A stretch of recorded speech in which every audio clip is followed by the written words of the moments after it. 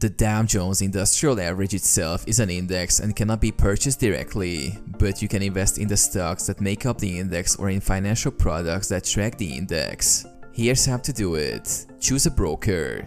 Select a reputable online broker that offers access to US stocks and ETFs. Examples include Fidelity, Charles Schwab, TD Ameritrade, and Robinhood. Open an account. Sign up for a brokerage account.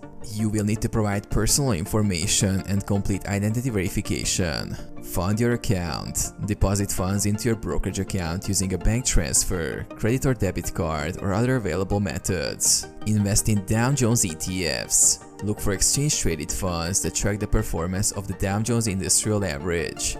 A popular example is the SPDR Dow Jones Industrial Average ETF. Search for the ticker symbol on your broker's platform. Place an order. Once you've selected the ETF, enter the ticker symbol into the trading interface. Choose the number of shares you wish to buy, set the order type, and confirm the order. Buy individual stocks. Alternatively, you can buy shares of the 30 companies that constitute the Dow Jones Index individually.